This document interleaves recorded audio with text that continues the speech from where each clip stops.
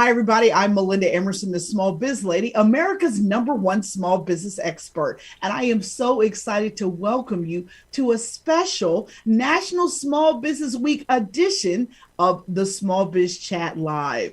Listen, we have an incredible show here for you today. I have got an expert. She calls herself the Lifestyle CEO, and she's going to teach all of us how to build a business that will generate revenue for a lifetime. And those of you that are interested in boosting your e-commerce business, I got the e-commerce man in the house. And for those of you who are looking for a way to use speaking to grow your business, I've got a business strategist and speaker coach here who's going to tell all of her secrets. Here on the Small Biz Chat Live, we are all about peer-to-peer mentoring. The mission of Small Biz Chat is to end small business failure. And today's show is about how to design a life that allows you to live, design your life and then design your business. And if you've been stuck growing your e-commerce business, we're going to have some specific tools and advice. And certainly, if you want to boost your business using speaking, we've got an amazing expert here who's going to give us her best advice. Now, we're all about giving you advice from multiple angles so that you can think about maybe a jewel or gem here that's going to help you take your business to the next level. You can watch the Small Biz Chat Live on my Small Biz Lady Facebook page or on our YouTube channel. So we are so excited to have you with us today because we do have a terrific show. Now, my guests today are Donna Maria. She is the Lifestyle CEO. I have e-commerce expert John Lawson and business strategist and speaker coach Misty Megia. And she is here and we are going to learn from all of them. So with that, let me introduce my first guest, Donna Maria, the Lifestyle CEO. You know, she was content with a great job in Washington, D.C. as an attorney until she wasn't. After working on someone else's terms for a decade, she knew it was time to create a way to make a living on her own terms. So 22 years ago, she quit her job and launched the Indie Business Network, a coaching, mentoring, and training company serving American maker entrepreneurs. Today, she mentors entrepreneurs, teaching and training them on how to design a solid business platform that will create happiness and success, which can generate income for a lifetime. For more information, you can go to the lifestyleceo.com. Actually, it is just lifestyleceo.com. Donna Maria, welcome. Well, thank you so much for having me and happy Small Business Week, everyone. Yeah, I am hyped. You know, this is like our week, right? Somebody's finally paying attention to small business. Hey, all right. So let's jump into it, Donna Maria. Tell me a little bit more about your origin story. I mean, you have so much to tell because I've known you for so long, but just tell me what kernels can you tell us from how you got started on your entrepreneurial journey? Melinda, thank you so much for asking that question. It's a fun journey, but in a nutshell, it started when I realized that I didn't want to work the way everybody else wanted me to work. There was a certain way that my career path as an attorney traditionally went, and I was about to get married and have children, and I didn't like what I saw for myself. I had been happy doing it. I was thankful for a job. Believe me, it was a good job, but I was not able to live on my own terms without children. I knew once I had them, it was going to be more of the same. So I looked around for jobs that maybe I could share, maybe part-time jobs. I couldn't find one. So Melinda, I realized I was going to have to create it myself. And that's what I did. So that's in a nutshell how I went from working for someone else to working for myself and working for my members. So tell me about the Indie Business Network. What is it and who are your typical members? Our members are American maker entrepreneurs. So when you go to a market or when you go to a store and you see products that you can't buy at big box stores that are made with local ingredients, made by local people, families, moms, dads, kids, people that have their own businesses who are running them on their own terms, right? They're working for themselves. They create amazing products that you can't get on every street corner. That's who we serve. They make bath and body products. They make artisanal food products like all the jams and jellies and ketchups you like to put on your omelets, right? That's not the stuff that you can get at all the stores. These are the high-level artisan products that are uniquely and batch made. That's who Indie Business Network members are. Wow. And so your organization was actually like one of the first membership group organizations online, right? I think actually it was the first. January 16th, 2000. I don't know anybody that had a recurring revenue membership business on January 16th, 2000. I've looked, I've tried to find the companies that were doing that, and I haven't been able to find them. I'm open to seeing who they are, but I think we're the first. We processed renewal payments by hand when we started. There were no automated renewals. Merchant service companies wouldn't let you do that back then. So we had to actually do it by hand. So we have grown this business, my team and I, from doing everything by hand to seeing how everything has advanced. It's a whole lot easier to process those payments now. And we obviously use the technology, but we started with an idea and a calculator and a phone. That's how we processed everything. Oh, wow. No, I can appreciate that because I started my business in 1999 and I do remember how stuff was back in the day. So you describe yourself as a lifestyle CEO. What do you mean by that? And how does that fit into the idea of, creating income, for life?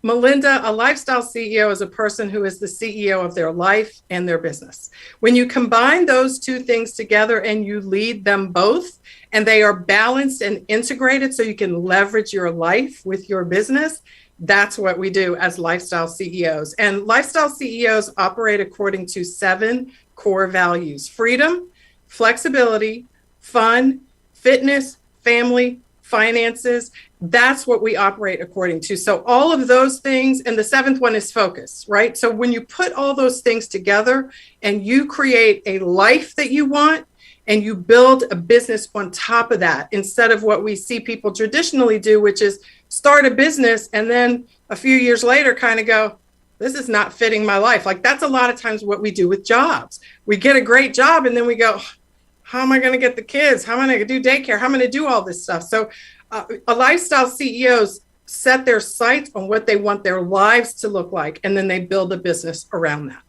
And I love to hear that because one of the first things that I always tell people when they say, hey, I want to start a business, I'm always like, whoa, what I need you to do first is figure out what you want and why you want it. And then let's figure out this business you want to start, because I want you to start a business that's going to allow you to live your dream life. So I'm in perfect alignment with what you're saying. Now to your point that you just made, though, I know there's a lot of people out here running businesses that they may be happy with the money, or they may even be struggling to make the money, but they're unhappy with their lives as entrepreneurs. And a lot of that comes from, in the early days of a business, you kind of feel like your business is running you, like, instead of you running it. But eventually that's got to stop, right? I mean, how do you transition and get off of that hamster wheel of stress that business really can easily become? Melinda, that's such a good question. And the bottom line is that lifestyle CEOs think differently. Okay, we think about our lives first. We do not have a microwave mentality. We have a crock pot mentality because we know the spaghetti that's made in a crock pot tastes better than the spaghetti that's made in a microwave, right? So what we want to do is not create, I had a $10,000 launch. No, we want you 25 years from now to still be making money, like not a pie in the sky sort of thing. So essentially, happy before hustle. That is my motto. All right. We want you to create your happiness, design your happiness. None of this happens by accident. You, as you just said, Melinda, have to decide what you want, define what you want. What makes you happy? Are you not happy sitting on a computer all day, putting products on websites? Well, you probably don't want to be an online seller, right? Or you want to make sure that you have somebody that can do all that work for you so you can focus on other things. So deciding what makes you happy in your vocation, what lights you up, what gets you up in the morning, and then looking at what are the business opportunities that I can build on top of that. How can I create something that will give me the life that I want, not just today, not next week, but for the rest of my life, as long as I want to work. And you can build on that. Once you have a solid core, you can build multiple income streams on top of that. But you've got to remember that happy before hustle. That really sounds like a t-shirt line, Donna Maria. I hope you got some merch coming. I mean, I want to get one, that's for sure. So in that vein, okay, what are the first things that you need in order to build a business that generates, income for a lifetime? What do I need to have?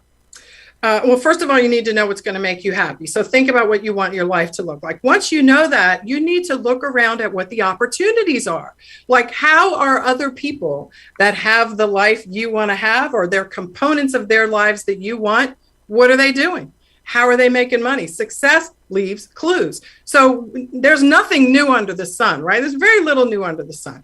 And these days, unlike when I started my business, everything is out there. Like, if you want to be like that person's business, all you have to do is follow them on Instagram, subscribe to their newsletter, listen to their podcast. The whole business model is practically laid out for you. So you have to pay attention. And when you see an example of something that you would like to strive for, look under the hood, see what's going on, and then you can build something around that. The next thing you need some sort of recurring revenue source.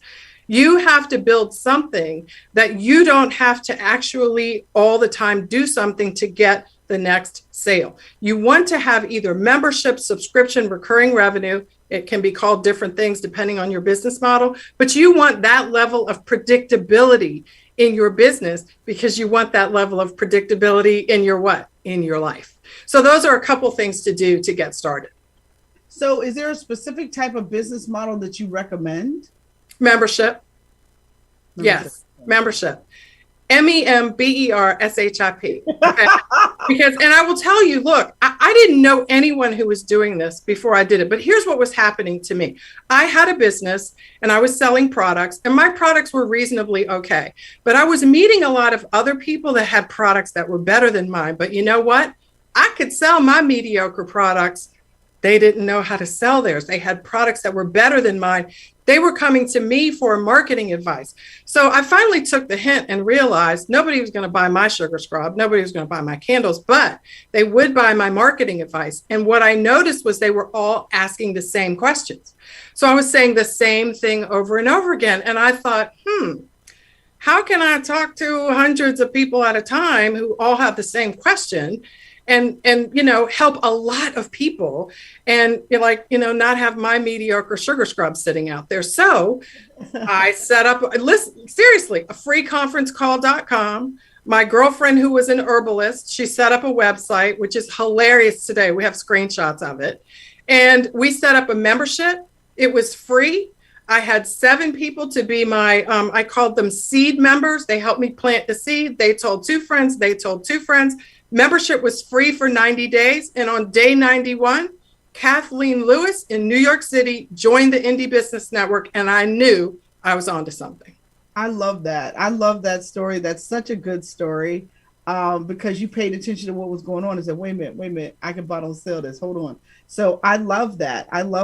So, I mean, you're basically you answered my next question already. So do you have to have products to be successful in business? So we now know the answer is no today. I think you already demonstrated that to me. But your team is remote. And so I want to talk to you about managing a remote team and how that works for your membership business.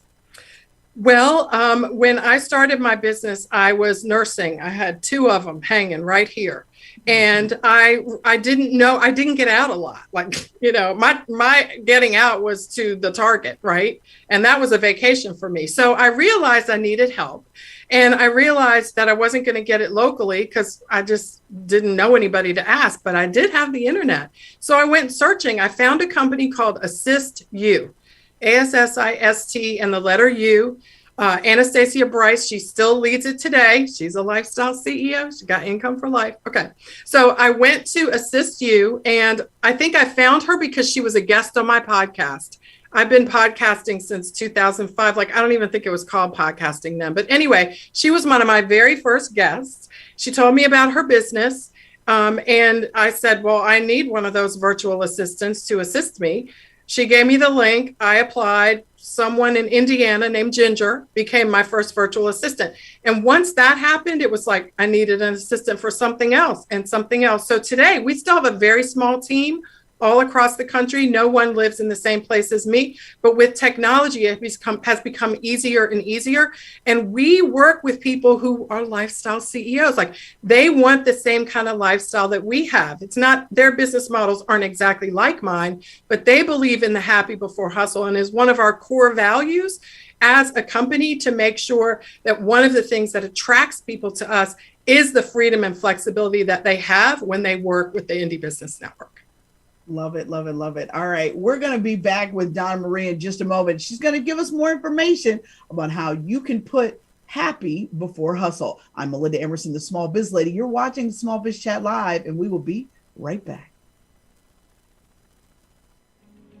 Hi, I'm Melinda Emerson, Small Biz Lady, and I want to welcome you to Small Biz Lady University. Our mission here is to end small business failure.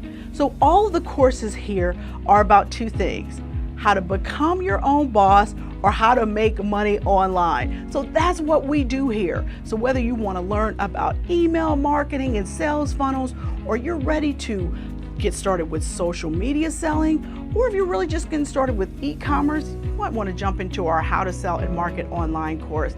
Either way, if you want to learn how to become your own boss and do it well, I have everything you need here at smallbizladyuniversity.com. If you have any questions or have any technical problems getting signed up, just email us at support@melindaemerson.com. Take care.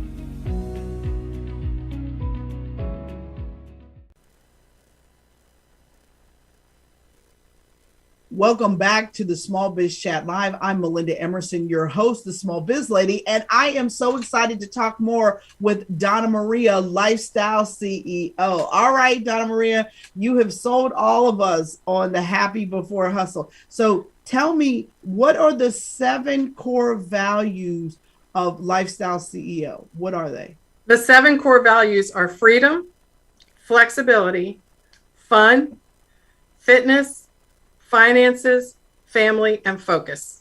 When you put those 7 core values together and you build a business around those core values, then you are able to articulate what you want. I'm not going to accept any opportunities that conflict with any of those 7 things. I'm not going to start an income stream or a new brand or what have you that conflicts with any of those things. If I can't continue to have freedom, flexibility, fun, if I can't focus, if it's a distraction, for example, it may be a great idea, but I can't stay focused on what my focus is if I'm also doing all the, chasing all the squirrels and so forth. So those are the 7 core values, and everything that we do in our business and everything I do personally as the leader of my business, as the CEO, have to be commensurate and consistent with those 7 core values, or I don't do them. That's it. I think that's a very specific and brave position to have, because I think some people feel afraid to turn down things and to turn down business. Just like people are afraid to niche. So I understand what you're saying, but I want to switch gears with you a little bit. So how can you engage with your customers and prospects in a unique way as a lifestyle CEO? Well, I think one of the ways is to leverage your brand personality. Right? So people do business with people they trust. And so if you are in a position of leadership, right, which you have to be if you have a business, because sales is about leadership, you have to influence people to buy things. So if you are able to then leverage your personality and also leverage your team, so it's not just you, it's also your team. And here's the magic of a membership business, Melinda. You also get to leverage the experience of your members. You get to leverage the experience of your brand community, okay? Because when people who are in your target audience see your members and they are similarly situated to them, guess what those people do? Oh, what is that? That's the first question is, what is that? What is she a member of? What is that, right? So they're curious. Then they come over and they take a look, right? That's the first step. You got to get people to stop and take a look. Once they stop and take a look and they go, oh, Well, I see why my friend who has a business similar to mine is interested in that. Let me take a further look. Let me subscribe. Let me follow. Let me comment. Let me do some free thing and see what happens next. Well, she was right. How smart am I to do what my friend has done? I'm going to look even further. And so you amplify the experience, is what I'm saying. It starts with you as the vision. You have the vision, but you duplicate that vision using the power of other people. And that vision, once duplicated, can be seen by other people who are in your target audience. And once you have the opportunity to connect with them, then you have the opportunity to influence them so you can serve them and they can become a part of the community as well. Love it. Now, last question. What is the best business advice you've ever received? The best business, oh gosh, let me see. Design success on your own terms. Like, it doesn't just happen. And just because you're good at it, just because you like it, just because you're passionate about it, doesn't mean that that vision is going to carry the day. You need to roll up your sleeves and you need to get busy, because the idea of success and Instagram wind blowing in your hair and you're looking all gorgeous, it looks good. Okay. But you have got to have, don't be a hollow point bullet. Okay. In other words, a shiny bullet with nothing on the inside, but when it gets in, it explodes, right? You don't want to be that. You want to be the person of substance. You want to be the person that people can count on, because they know when they choose you, they are getting substance, and that requires you to put the work in. I love it. I love it. Thank you so much, Donna Maria. I really appreciate all of your valuable insight about being a lifestyle CEO. And up next, we're going to talk about everything you need to be thinking about if you want to use speaking to promote your business. I'm Melinda Emerson, the Small Biz Lady, America's #1 small business expert, and we will be right back. Are you ready to become a boss? Hi, I'm Melinda Emerson, Small Biz Lady. Click the button below and take my free boss quiz. This assessment will help you learn your entrepreneur type and find the right business model for you. Get this information about the #1 asset in your business. Yeah, that's you.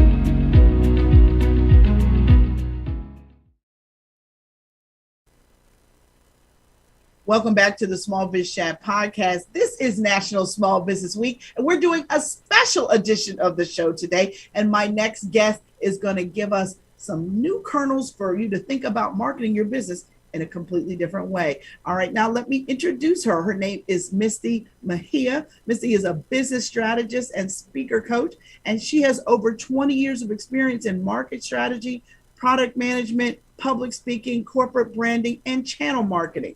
Misty is the founder of Misty Megia LLC, where she works as a creative director for executive speakers, from ideation of high stakes presentations to delivery, helping to inspire audiences from the boardroom to the keynote stage. In addition, Misty is a performer, director, and choreographer in professional theater with more than 100 productions in her background. For more information, MistyMegia.com. Misty, thank you so much for joining me on the Small Biz Chat Live. Oh, thank you for having me. I love it. I'm on fire with that last conversation. Love it. Gosh. So Misty, walk us through your background. Like, how did you get to, you've got a very varied background, from theater to accounting to helping people with their speaking skills. So how did you end up doing all of that? It is all over the place, right? I think for me, it started when I was super young and I epically failed at public speaking. And that became my story for a really long time. And my parents pushed me into dance so I could just be comfortable in front of people. And then they pushed me into theater. Like, they forced me to take a theater class. And all of a sudden, that shy woman found her voice and a way to be in front of an audience with ease. And it was this step-by-step checklist where I think a lot of us, when we first speak, it's usually in grade school, right? And we're shoved in front of and go speak about this topic, but you're not given the tools to know how. And you fail, and that becomes your story. And so that was my story for many, many years until I found theater. And then I got a theater degree and an acting degree and went into technology.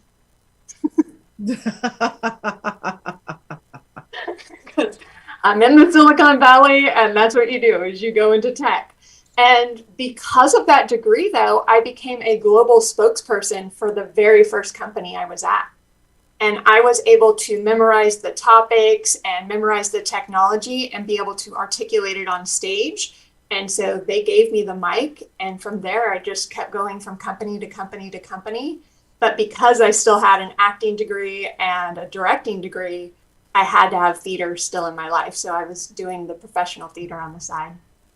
Wow. Wow. So if you want to become a professional speaker or even just speak more to promote your business, let's not say you necessarily want to be this, high paid keynote speaker. Let's just say you want to use speaking to promote your business. What should you do first? For most people, I know that public speaking is an absolute fear. Like, it's just paralyzing. But if you start with your small business in environments where you do feel comfortable and setting yourself up for success, that could be, I know for me, when I left corporate for a little bit and started my own company years ago, I made friends with the local newspapers and the publishers there. And we just had coffee and chat. And then they started quoting me in the news. And that helped my business. But being comfortable and just having a one-on-one conversation and getting to know people was my happy spot. And then going to the city and joining the Small Business Association and becoming a member there, and then becoming the vice president of that association, that also gave me a way to speak to other business owners and figure out how together we could drive success. So speaking in just small areas first of where you go, okay, I'm comfortable in a one-on-one, or I'm comfortable maybe 1 to 3. So you're not going onto that keynote stage of thousands like you are. Might be the first step to go, all right, I can drive success for my business by making these simple connections. Now, if you do want to, let's say, become a professional speaker, how important is it to develop a niche for your content? I have produced some of the largest events in accounting. And so we would have Oprah and all of these celebrities, Malcolm Gladwell, come and speak at our conference. And when we did the breakout sessions, we would always have discussions of like, hey, we need an expert in X, Y, and Z. Who do you know?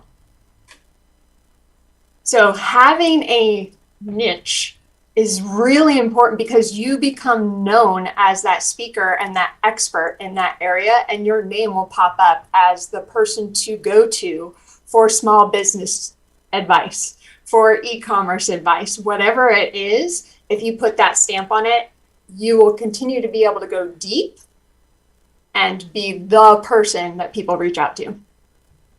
I love it. So let's say you want to be this speaker, but you're an introvert. Like, you're like, really, like, I'm not that girl. Like, I'm not gregarious and out here shaking hands. I'm not the life of the party anywhere I go. So how do you bring that out of yourself if you really are an introvert? Yeah, I love that question, Melinda.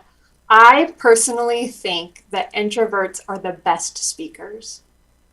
And the reason I think that is because I feel that introverts are phenomenal observers, and they're really good at understanding people's body language. So when they finally move through their fear, not get rid of their fear, but move their fear and stand on that stage, they can understand when they're resonating with an audience or when they need to pivot. They can see the body language and go, oh, they're getting it. Good. I'll keep going in this way. And so it's just a matter of them having some training and getting that step-by-step skill set to move through the anxiety that they might have to get onto that stage. But most of them, when I work with them, they go, oh, it's after that first 5 minutes and I'm in my groove, I'm fine.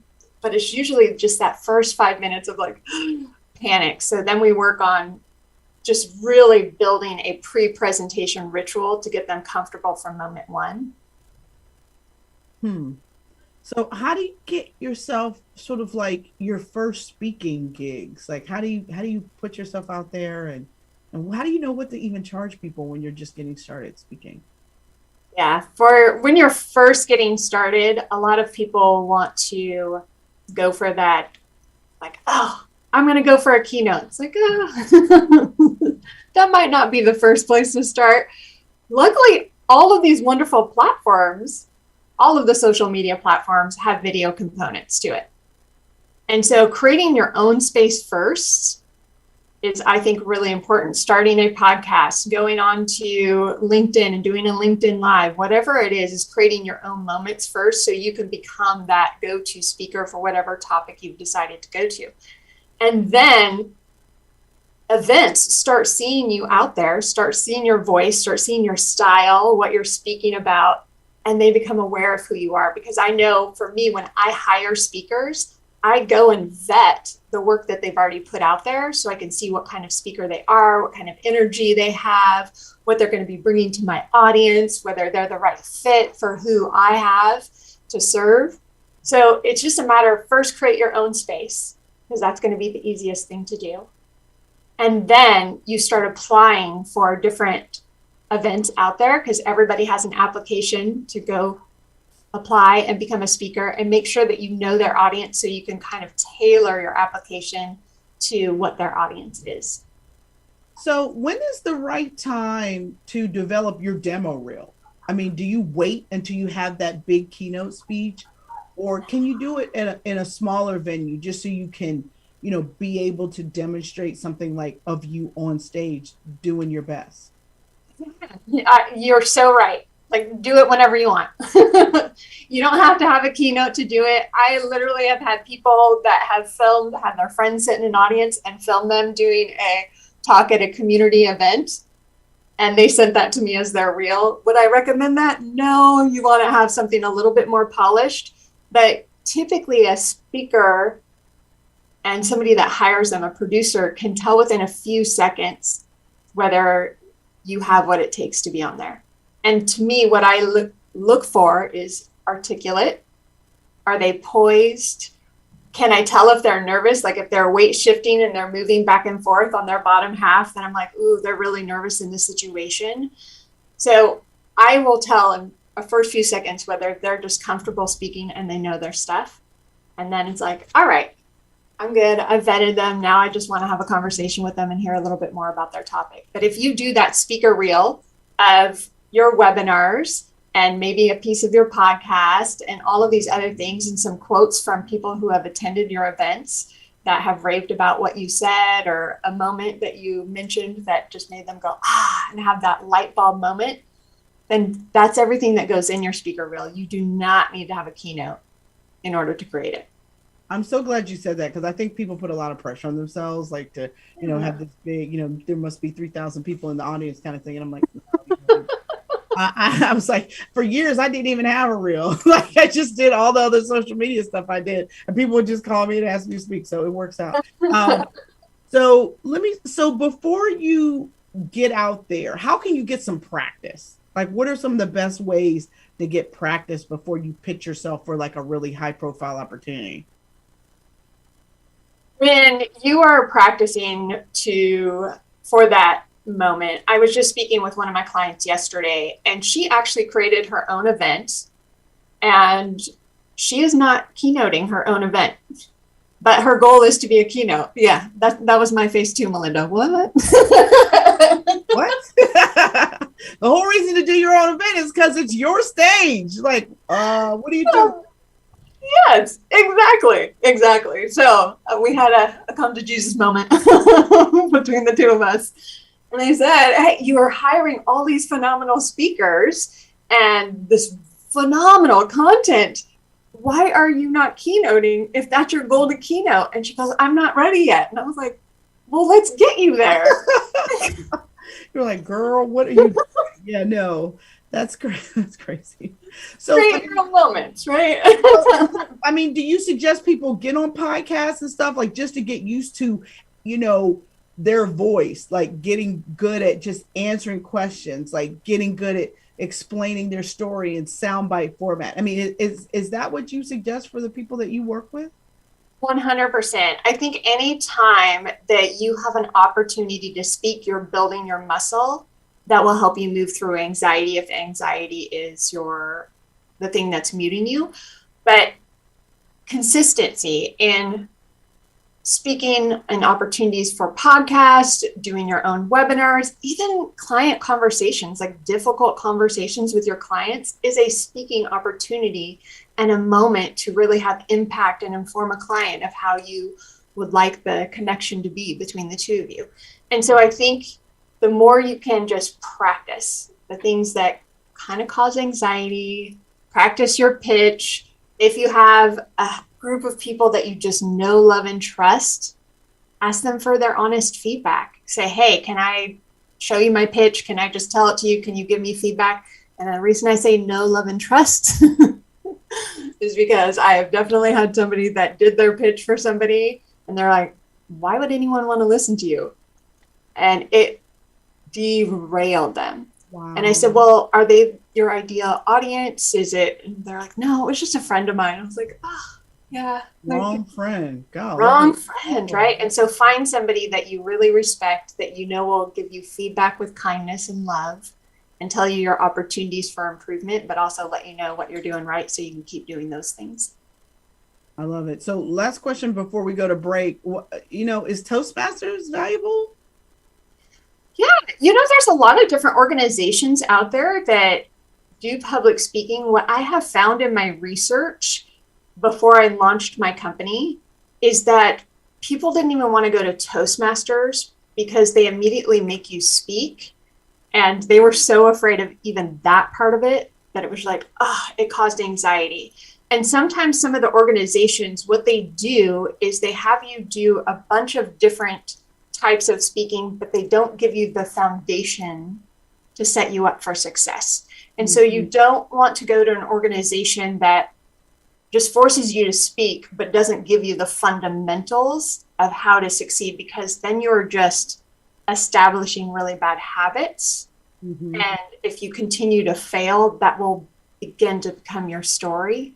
And we want to set you up for that success, to go, I did that. I knocked that out of the park. Oh, I did that and I knocked it out of the park again. And that way that becomes your story and you're recording in your mind of, I can do this. I got it. Love it. Love it. All right. When we come back on the Small Biz Chat Live, we're going to talk more with Misty Megia about getting started with speaking. You're watching the Small Biz Chat podcast and we will be right back.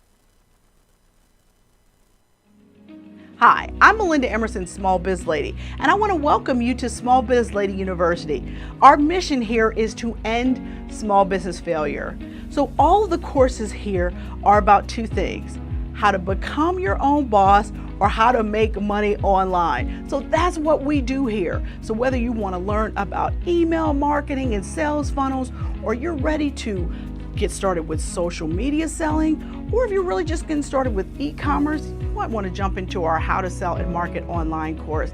Either way, if you want to learn how to become your own boss and do it well, I have everything you need here at smallbizladyuniversity.com. If you have any questions or have any technical problems getting signed up, just email us at support@melindaemerson.com. Take care.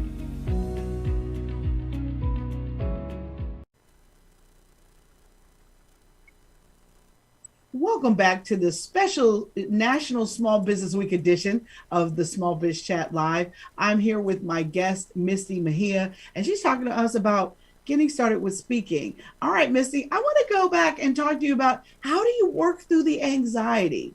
If you're too freaked out to go to Toastmasters, what are you going to do if you really want to get trained in speaking? Anxiety of public speaking is the number one fear. It's actually in our DNA.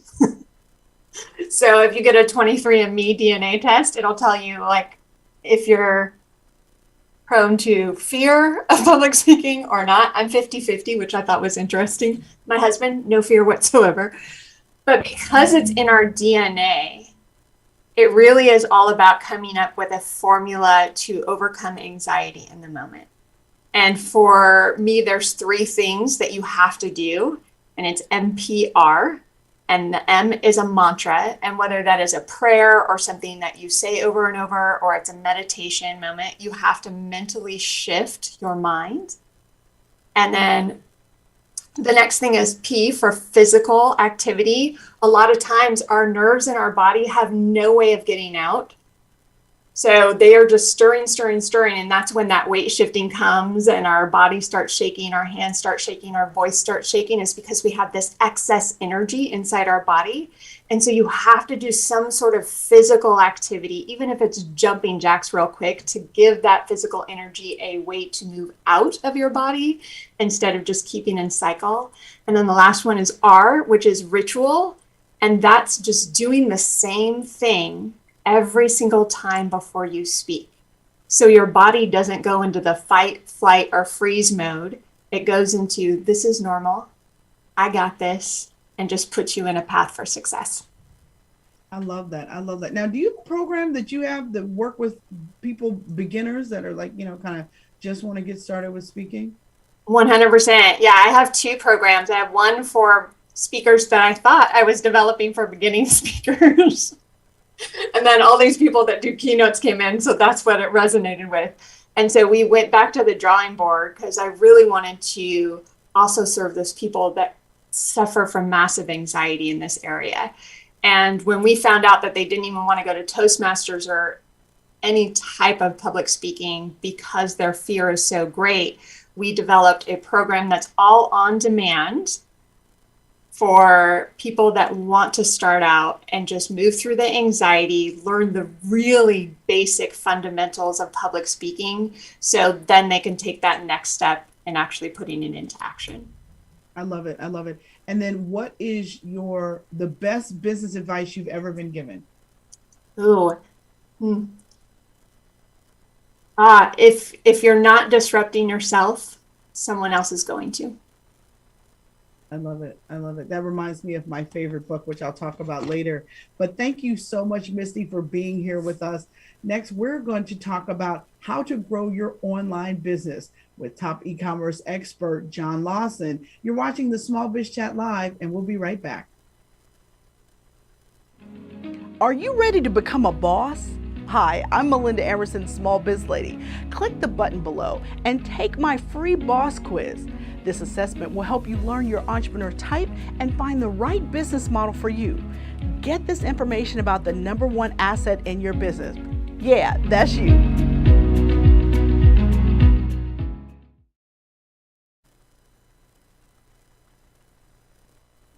Hi, everybody. Welcome back to the Small Biz Chat Live. I'm Melinda Emerson, your host, and this is National Small Business Week. We thought we would do a special show in the middle of the day just to give you one more bit kernel of advice to help you grow your small business. Now, my next guest is e-commerce expert John Lawson. John is the go-to authority when it comes to online selling success. Not only is he the brains behind the best-selling digital marketing book, Kick-Ass Social Commerce for Entrepreneurs, he's also a multiple award-winning social commerce strategist, and he is an uber successful digital entrepreneur. And he's a highly sought-after speaker who's traveled to 5 continents, touring more than 24 countries, addressing hundreds of thousands of business leaders and entrepreneurs, whether he's hosting a panel discussion, teaching small business owners how to grow their eBay or marketplace business, or engaging his private community, the e-commerce group on Facebook. He is always sharing proven strategies for winning in business online. For more information, you can go to johnlawson.com. John Lawson, thanks so much for being here today. What's up?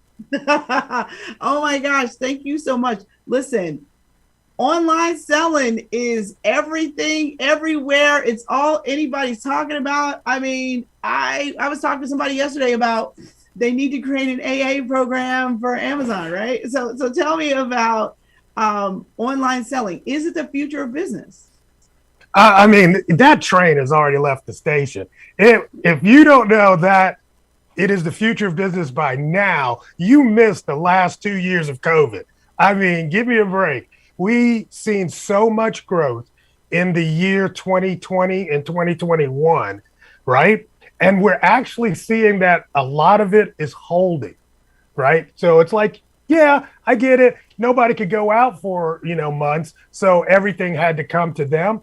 But what it ended up actually doing is there are certain segments of the population that just were not comfortable with maybe putting their credit card online. We're not comfortable with ordering from an Etsy or an eBay, or really just didn't want to do business with Amazon because they thought they were, eating the world. Well, all of them, all of a sudden, got very, very comfortable with online selling and online buying. And now what that ended up doing is kind of made the pie so much bigger. So yes, e-commerce is the future, but it's also the presence. But at the same time, too, I think these thoughts that float around that like one day we're going to just do all of our commerce online, I think that's a fallacy. There's, if nothing else, just the last month after we have kind of lifted a lot of the restrictions for masking and things and travel and all that, you can see how hungry people are to get back into brick and mortar retail too. So it's going to be a nice mix of the two. All right, so let's talk about Amazon, right? Amazon's got 2 million small business sellers. They got a lot of programs promoting and, helping people sell better on their platform. But their quarterly earnings just came out and their sales are down.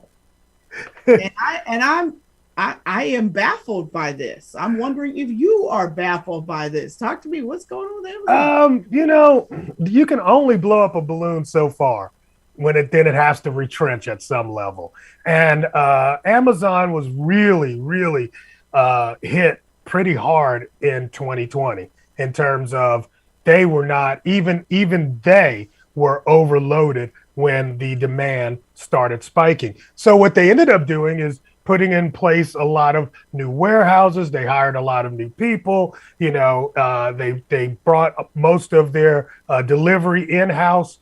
And I think they just grew so fast in such a short period of time that now some of that's catching up with them. And on top of that, they hired so many people just to replace people that got sick during COVID or getting COVID that, the balance sheet didn't work out.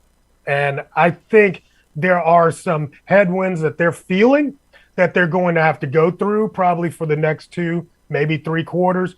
But overall, Amazon is fine. Trust me. They actually, did 8% more this quarter than they did a year ago. So they're still growing, but they had to write off some of their expenses.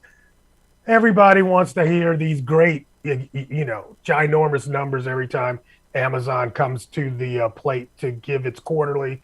And I just think that was a little bit shocking for some people. They'll be fine. All right, well, let's get back to talking about businesses like ours, okay? Let's talk about the small. Because Amazon gonna be fine, I believe. Yeah, Amazon gonna be fine. So what kinds of things should I be doing if I want to grow my online business? What do I need to do? I mean, the first thing you have to start thinking about is your search engine optimization.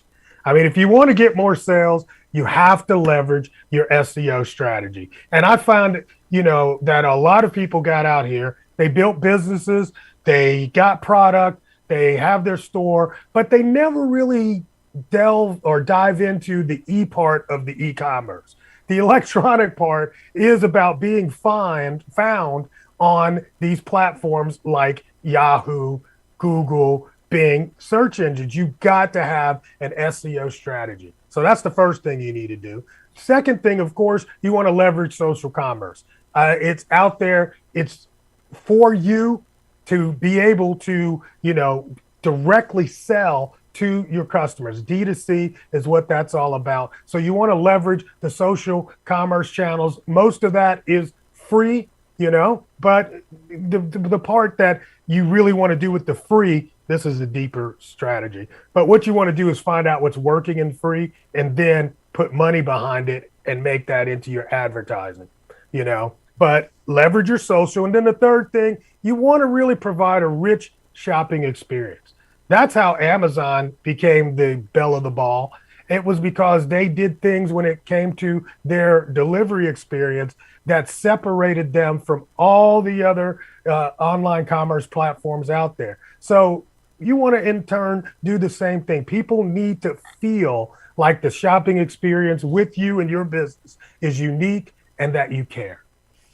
All right. So if I'm going to set up my own store on my own website, all right, am I doing it on Shopify? Am I using Wix? Like, what is the best sort of drag and drop situation if I want to get an online store up quick? All right. So that's a hard question, right? Because some people need certain things. So the first thing you really want to do is evaluate what you need out of your shopping platform.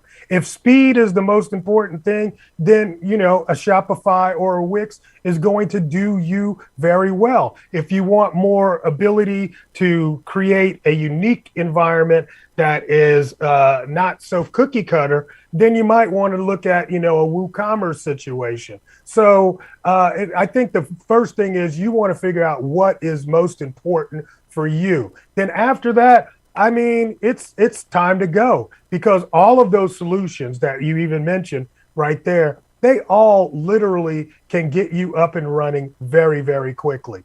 And Shopify, we know is probably at 23% of all stores on the internet at this point. So they are a loud squeaky wheel, and you can get up and running with them in hours, right? Same with Wix. It's a very simple platform. They're moving things very rapidly and becoming a real player in the game. And then I don't want to overlook, the WooCommerce situation, because that actually is a free platform, and because you still got to have somewhere to host it. But you have a lot of control over the shopping experience and the way your store looks with that one. I'm actually a big fan of all of those, but we actually use Woo in my business, WooCommerce. Okay, see, there you go. Question for you. Do you need to have a content strategy if you got a product-based business?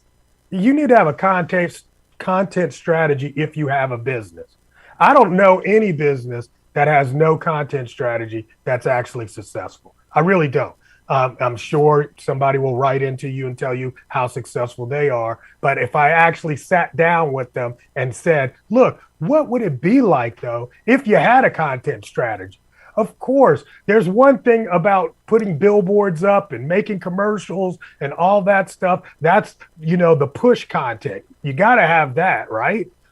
But there's also the pull content, which is driving people to be more aware of you, finding you by being on podcasts, creating blog posts, all of that kind of stuff. You've got to have some sense of an idea of what you are promoting so that there will be a line that goes through. So, hey, this week we're going to get this much in sales. If we don't have some sort of strategy, we're just out here throwing things at the wall and it's turning into spaghetti. So, you need to do something. Work that out. Let's talk about ads, right? So, because even if you're selling on Amazon at this point, you got to be buying ads to be seen on Amazon, right? You do. But the cool thing is, man, you're getting deep. But the deal is, ads on Amazon, ads on eBay, ads on Etsy are really a play for them to capture more money from you as the seller on their platform, because they're already taking a final, fee when you sell something on the platform. But then they say, look, if you advertise with us, we'll put your listing on somebody else's listing, right? So you have to advertise to get more visibility, but also at the same time, you have to advertise on your own stuff to keep other people's stuff from showing up on your listings. So it's a catch-22. They have you by the gonads. Oh boy! So it's a necessary evil. It's a necessary evil, and it's a way for them to take 2, 3, 5% more of your income. Honestly, just to get more sales. All right, so let's talk about that whole pricing thing, because if you got to give your cut to the platform, how does that affect your pricing, and what do you need to know about your pricing so that you make sure you're not losing your shirt? I just lost my light. The deal is, when it comes to pricing, you asked what's the best advice you ever got, and that goes into this, because the best advice I ever got was that you make your money when you buy your product, not when you sell your product, right? So you have to buy right. So you got to have in mind, that Amazon's going to take 15% just to sell the product on that platform. You know that if you're going to use their fulfillment services, that's going to take another 10 to 15%. Plus, on top of that, you're probably going to need another 5 or 10% to do marketing and advertising, whether it be on their platform, the Facebook ads, all of that. These are things you have to take into account when you are purchasing product. So you understand that even if I can't sell this product for retail price, that I got it at such a great margin in the beginning that I can at least break even on all my costs going forward. So that's what you have to understand when it comes to pricing. There needs to be a large margin. I know so many people that get into business and be like, well, hey, I can make, if I get this for 80, I can sell that for 100. Oh, I'm going to make $20. Bro, there's not enough margin in an $80 product that you're going to sell for $100. You will go broke.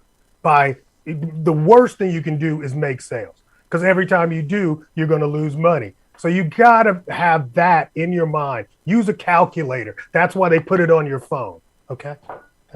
I love it. I love it, John.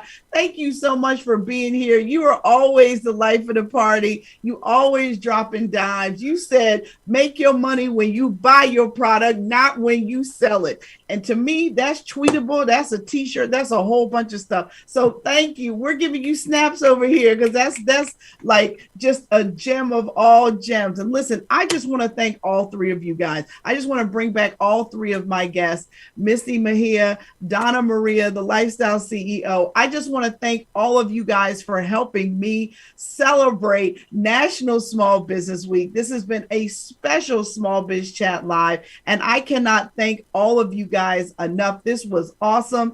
Thank you to Donna Maria. Please check out her program at lifestyleceo.com. John Lawson is the e-commerce expert, so check him out at johnlawson.com. And if you want to become better at public speaking, you need Misty Megia, and she can be found at mistymegia.com. Thank you all for joining me on this special edition of the Small Biz Chat Live. If you're still working on your digital pivot, be sure to check out my free webinar, which is tomorrow, Thursday, May 5th at 5 p.m. All you have to do is go over to succeedasyourownboss.com to register. It's completely free. And I'm going to give you my tips on how to build your brand online, how to sell without ads, and how to just build a brand that you can build a business behind. So you do not want to miss it. It's sponsored by my friends at Ruby. So make sure that you head over to my website, succeedasyourownboss.com, click the button to register, and I can't wait to see you tomorrow at 5 o'clock. All right, I'm Melinda Emerson, the Small Biz Lady, and I will leave you with this. You never lose in business. Either you win or you learn. All right, have a great day, everybody.